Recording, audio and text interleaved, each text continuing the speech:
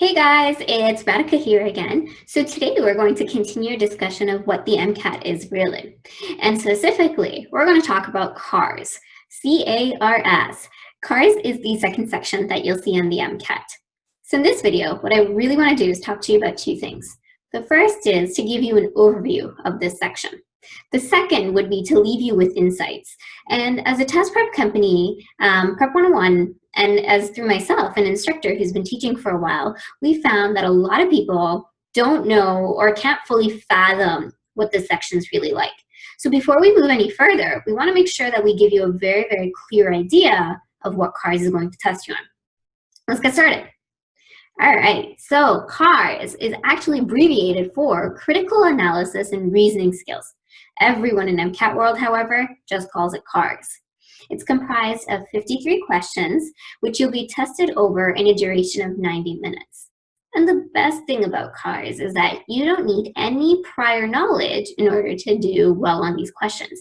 That means all that memorizing, all the mnemonics that you created for the previous science sections, you won't need to do in order to do well on this section, which is great.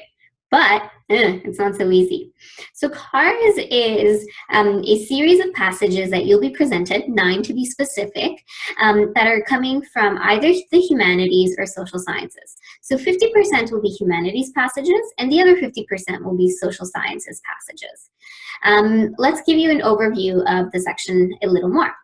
All right, so this is kind of the format. You're going to have 9 passages that are approximately 600 words long, that are going to be followed by 4 to 6 questions each. Now, what we found lately more so is that instead of 4 to 6 questions, most passages are followed by 5 to 7 questions. So just be aware of that, especially when you're doing practice tests. You want to see how many questions it is that are typically followed by a passage. I've rarely seen passages followed by 4 questions anymore. 53 passage-based questions, no independent questions. So here's where this section really differs from the science sections that we talked about previously. No independent questions means that in order, all of those questions, all 53 that you get, will be derived from the passage itself.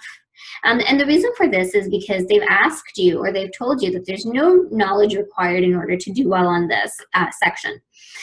So they can't ask you independent questions, because in order for independent questions to be possible, you'd have to have previous knowledge.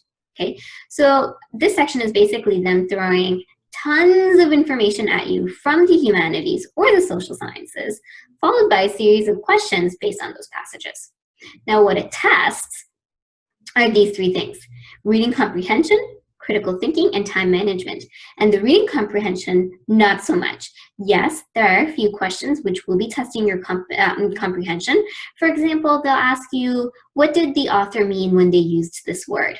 Or perhaps they'll tell you about, hey, which year did this occurrence happen in? That's reading comprehension. However, the vast majority of this exam is a critical, or this section is a critical thinking skills test or section.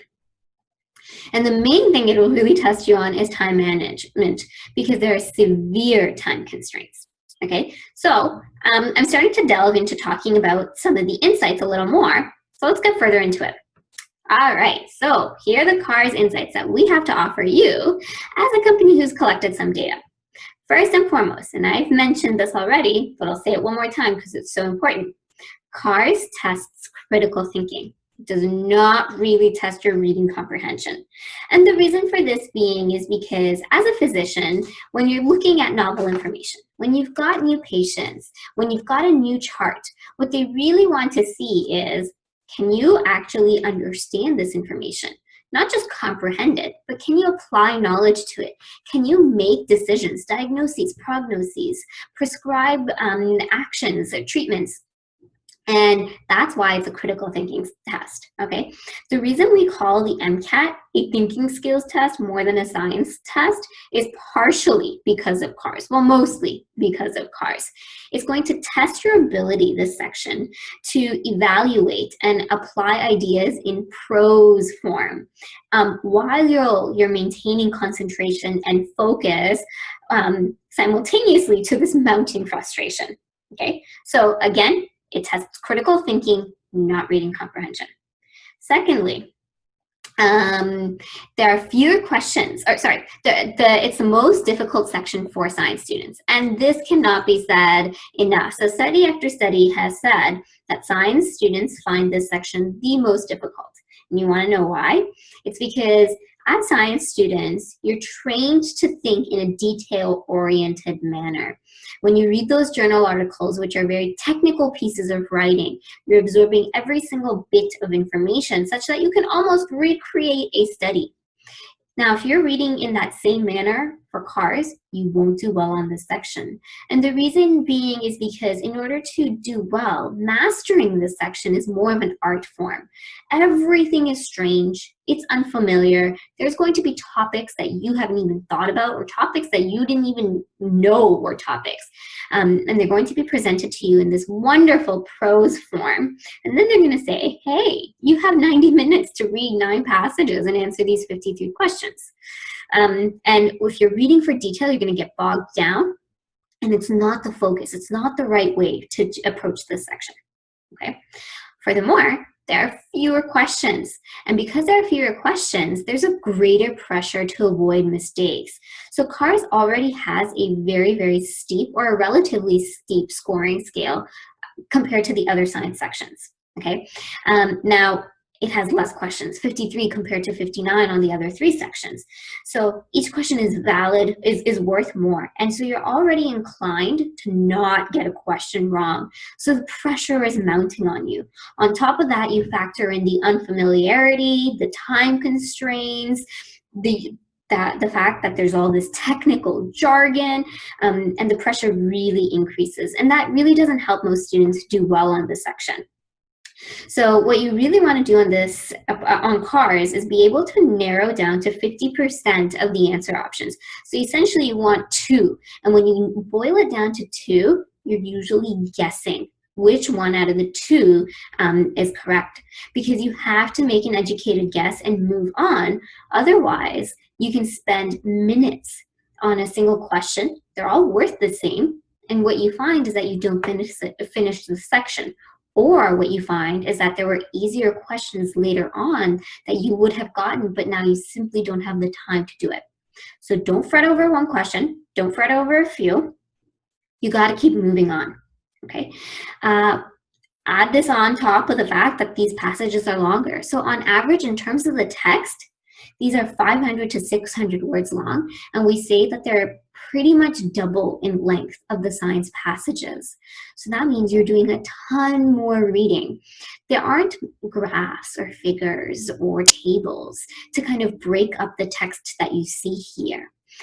Everything is in prose, and to read that many words, register them, and be able to answer questions takes quite a toll on you, and it's a skill that you can actually practice.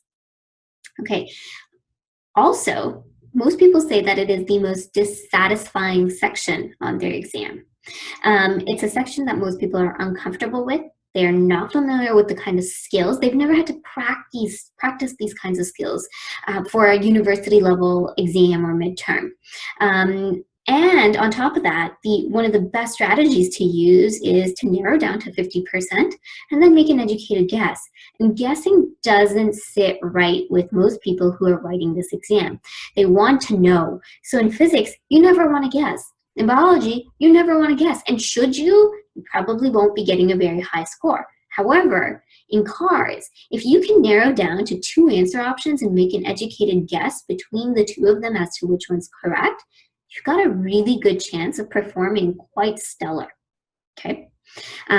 Everyone that I've come across has admitted that, hey, Radhika, yeah, on some of those questions, I had to guess. And you know what? They still walked away with 95th percentile or 97th percentile. The key, though, is to make sure that you're practicing a lot and to be aware of the fact that you will not be certain of your performance on this section as you will be on the other sections. So because it is the second section that you see out of the 4, your uncertainty, your frustration cannot play into the other sections. Remember, right after this, you still have to do the biological sciences, and after that, the behavioral sciences section. So you have to be able to pull it together no matter how well or how poorly you think you performed on cars, and know that you still have half of this exam to go.